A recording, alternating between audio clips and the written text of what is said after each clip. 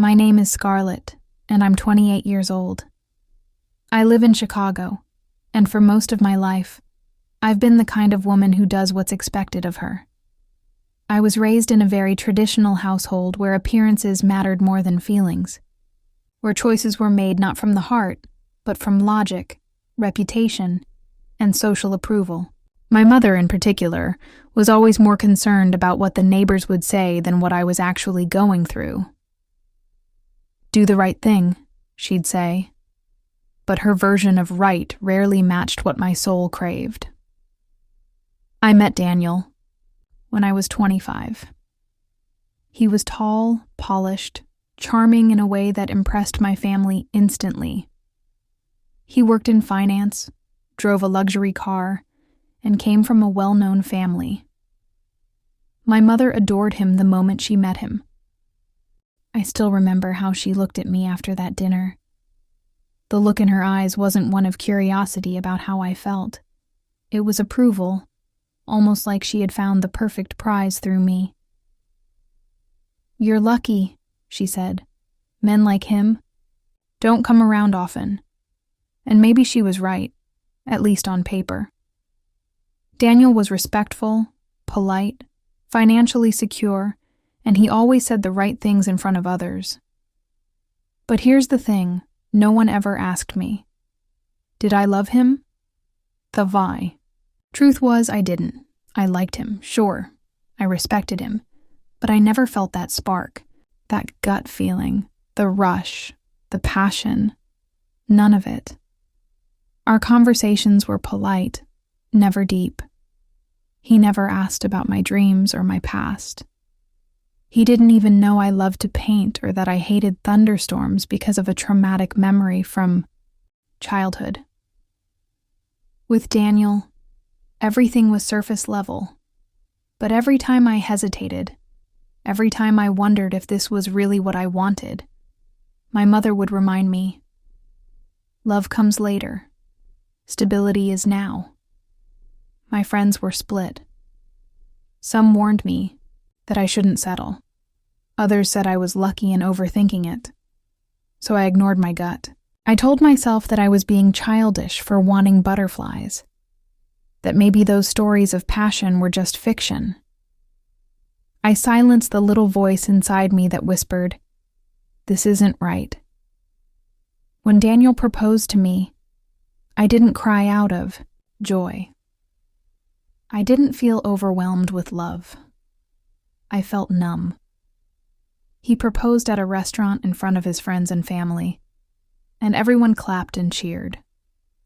I smiled and said yes, and the applause drowned out the scream in my heart. That night, I stared at the ring for hours, wondering if it would ever feel like mine. The wedding came fast. Planning it was like living someone else's dream. My mother was in her element, picking out flowers and venues, negotiating with caterers, planning every second like it was her big day. Daniel let her do it all. He didn't really care. That should have been a red flag too.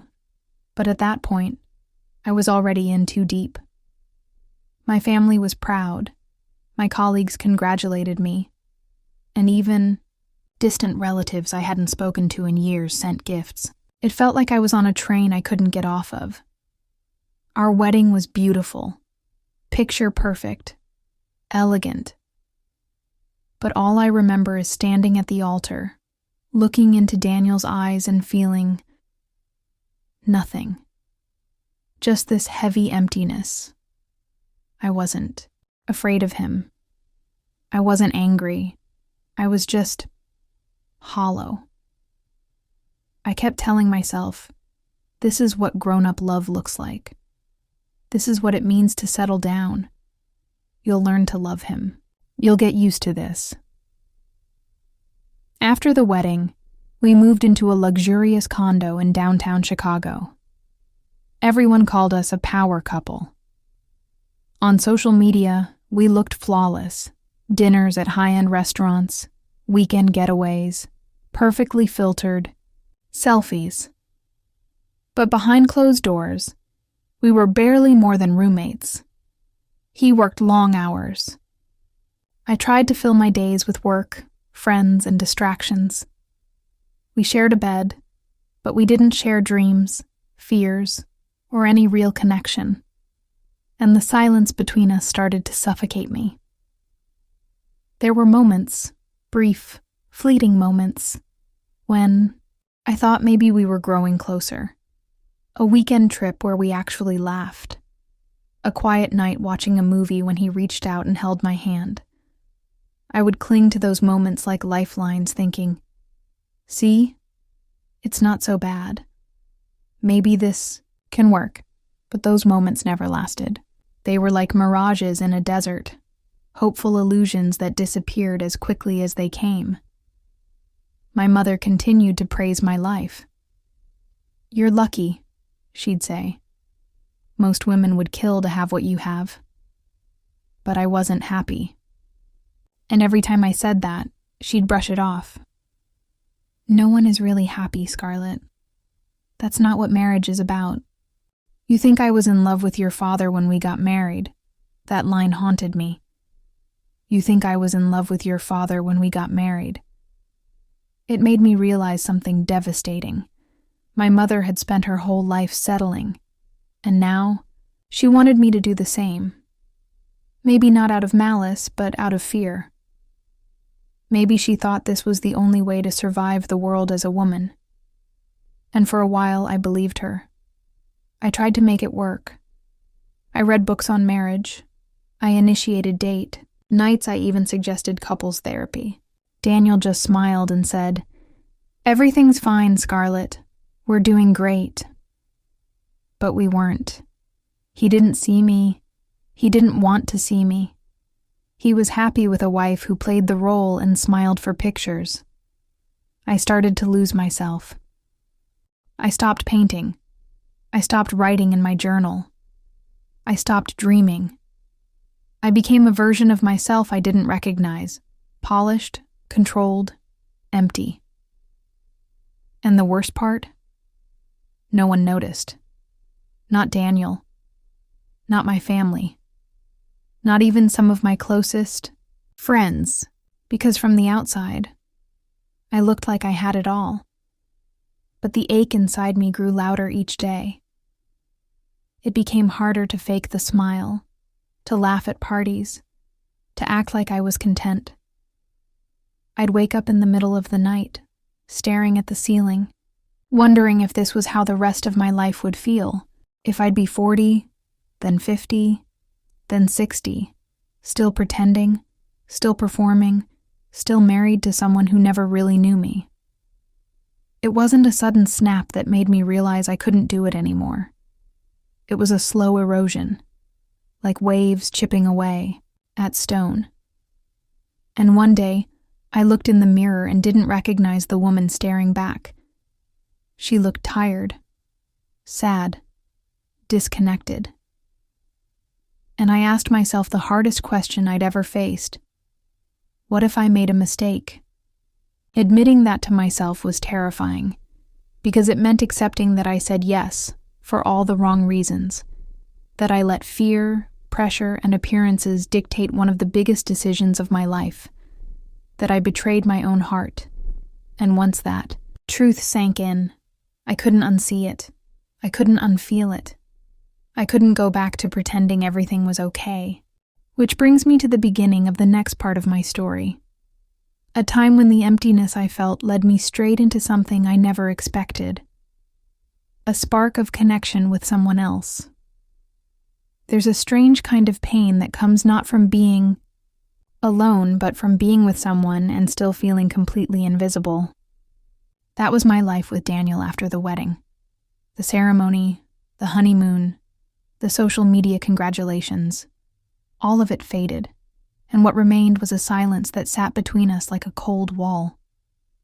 A silence so thick, so constant, it began to echo inside me. In the beginning, I still had hope. I woke up early and made coffee for both of us. I tried asking him about his day, offering to cook dinners together. suggesting walks after work. He always responded kindly. Never harsh, never rude, but always distant. Polite, like someone making small talk with a stranger. Our conversations never scratched beyond the surface. Work was fine, he'd say. Same old, numbers, reports, calls. I wanted more. I wanted to hear about his dreams, his childhood memories, the fears he never told anyone. I wanted to know what kept him up at night.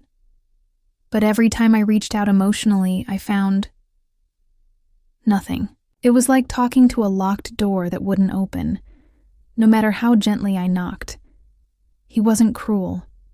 He never raised his voice, never dismissed me outright. But the neglect was emotional, and in many ways, that hurt more. At least with anger, there's passion. With silence, there's only emptiness. At first, I tried to ignore it. I buried myself in work, spent hours cleaning a home that never got messy, reorganized bookshelves, and redecorated the same rooms over and over.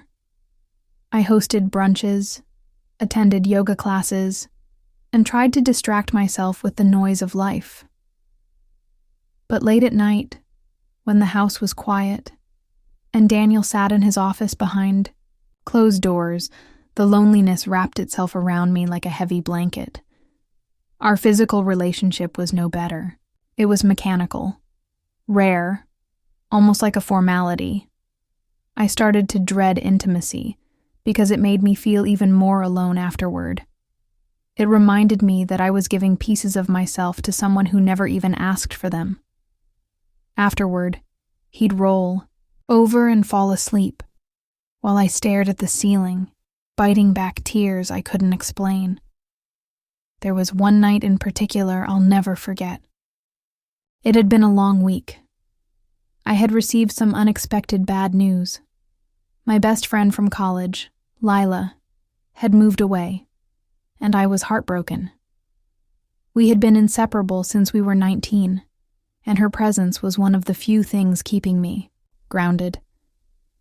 She moved to Seattle for a job opportunity, and while I pretended to be supportive, I felt a deep sense of abandonment. That night, I told Daniel how I was feeling. I remember sitting on the couch, my eyes watery, my heart heavy. I feel like I'm losing everyone who really knows me, I said. I hoped he'd come sit next to me, wrap his arms around me, maybe just say, "I'm here for you." Instead, he barely looked up from his laptop. "You'll be fine," he said casually. "You're strong." Then he stood up and left the room. That was it. No hug, no follow-up, no emotional connection. I stared at the blank television screen in front of me, tears falling freely now. I wasn't crying because my friend left. I was crying because the person I lived with, the man I was married to, couldn't even pretend to care. The loneliness started seeping into every area of my life. I stopped calling people. I avoided conversations with my family because I didn't want to lie and say everything was great. I smiled for the world, but inside I was crumbling. I would go entire days without feeling seen, without being touched in a loving way, without hearing words that felt real. I began to feel invisible in my own home. I started writing again. Journaling at first, just a few lines each night. But, slowly, it became my only escape. In my journal, I could be honest. I could write down what I couldn't say aloud. I'm not happy. I feel like a ghost. I don't think he loves me. I don't think I love him either. I filled notebook after notebook.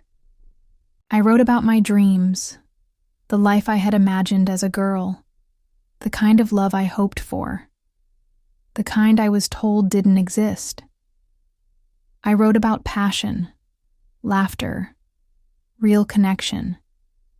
And sometimes when I finished writing late at night, I'd glance over at Daniel sleeping peacefully beside me and wonder if he ever once thought the same thing.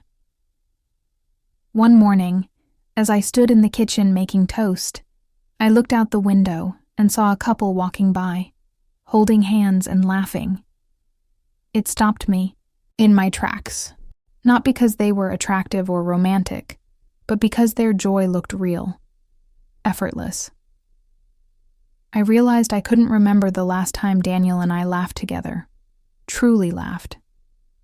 Not out of politeness, not because of some joke at a dinner party, but because something in our hearts was alive and in sync, and that broke me in a quiet, private way. I didn't explode.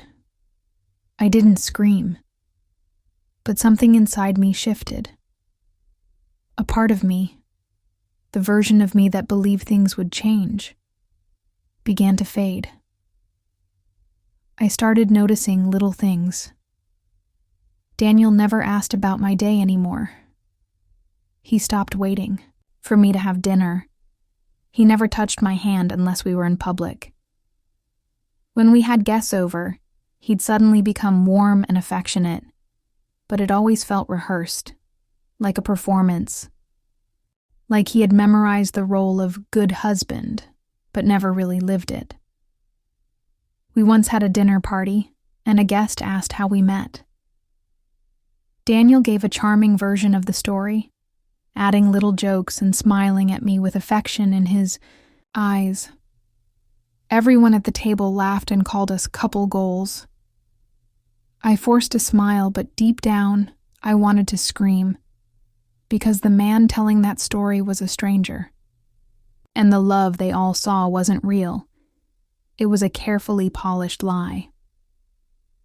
I tried to reach out again. I suggested we go on a trip, just the two of us. I booked a weekend at a cozy cabin in Wisconsin, hoping the change of scenery might bring us closer. The first night there, we sat by the fireplace. I turned to him and said, "Can we talk? Really talk?" He nodded, but his eyes were tired. He asked what was wrong, and I tried to explain. I told him I felt like we were drifting apart, that I needed more than just logistics and small talk, that I wanted to feel seen. He sighed. "We're not teenagers anymore, Scarlett. This is marriage. It's not about feelings all the time." I stared at him, stunned. And in that moment, I realized he wasn't trying to be cruel. He genuinely believed that what we had was enough, that this was what marriage was supposed to be. And maybe for him it was, but for me it wasn't. That night, I lay in bed beside him and stared at the ceiling again. I thought about what he said, and how many women might have heard the same thing in their own marriages. I wondered how many were silently suffering, like me, trapped in the cage of quiet dissatisfaction. I didn't leave him that weekend. I still wasn't ready, but the wall between us had grown taller, thicker, colder, and now I could see it clearly. No amount of effort or compromise would tear it down, because the foundation of our marriage had been flawed from the start. I began spending more time alone, not just physically, but mentally. Even when I was with him, my mind wandered elsewhere. I started painting again, late at night when he was asleep. I filled canvases with color, pain, and longing. I painted the kind of life I wanted, bold, passionate, honest. And somewhere in the middle of all that silence and sorrow, I began to wonder if maybe, just maybe, this wasn't the end of my story. Maybe it was the beginning of something I hadn't dared to imagine yet. And then, something unexpected happened. Someone walked into my life. not in a dramatic, romantic way. It wasn't planned. It wasn't even welcome at first. But it was real. And it shook something awake in me that I thought I had buried forever. It began on a Wednesday afternoon, the kind of day that blends into the others when your life is painted in grayscale. I had taken my sketchbook to a quiet little cafe just a few blocks from home.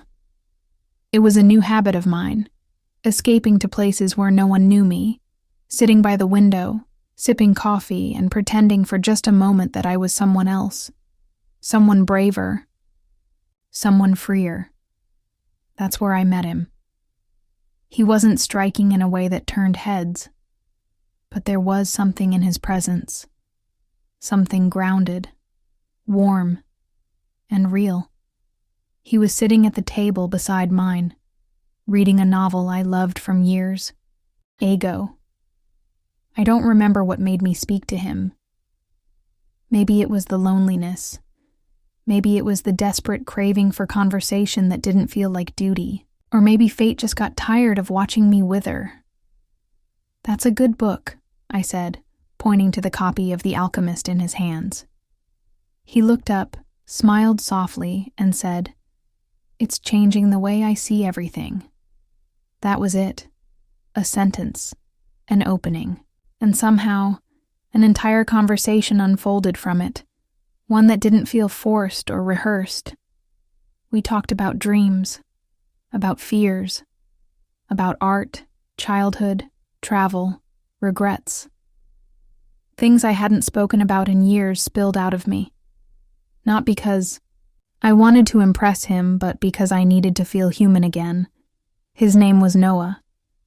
He was a photographer, recently back in Chicago after traveling for work. There was an ease about him, a quiet depth in the way he listened, not just with his ears, but with his entire being. And he asked questions, real questions, about what made me feel alive, about the last time I cried from joy, about what I painted when no one was looking. We didn't talk about relationships, not at first. I didn't tell him I was married, not because I was trying to hide it, but because for the first time in years, I wanted to be seen as me again. Not a wife, not a hostess, not a polished piece of someone else's perfect picture. Just Scarlett.